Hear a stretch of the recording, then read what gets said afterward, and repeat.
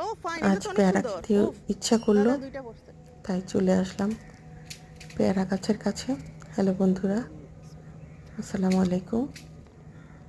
হয়েছে আর পারিও না। আজকে একদম ফ্রেশ ফ্রেশ পেয়ারা গাছ থেকে পেরে খাওয়া হচ্ছে। যদিও এখানে বা একটা পড়ছিল। কাঠবিড়ালি আর কাকের জন্য খাওয়া থাকে না, গাছ থেকে নিয়ে যায়। তারপর এখানে হাঁটতে এসে কেন দিয়ে ওই চাল লাগবে না, লোক পেলাম, এটা চাল তাদেরকে লাগবে না। গাছে উঠিয়ে পেয়ারা পাঠালাম।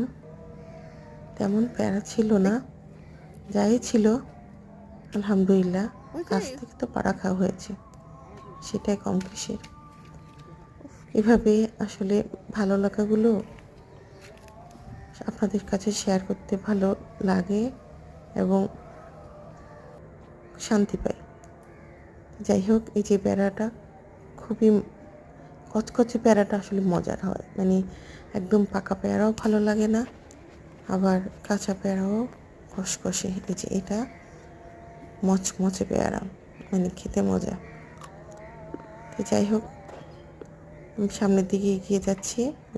ওই যে ধোঁয়া, মশার জন্য ধোঁয়া দেওয়া হয়েছে, যেখানেই চাই না কেন এই ধোঁয়া থাকবেই। এই যে পেয়ারা, এগুলো কাঁচা পেয়ারা বেশি, 3-4টা পাকা পেয়ারা এই। ওকে।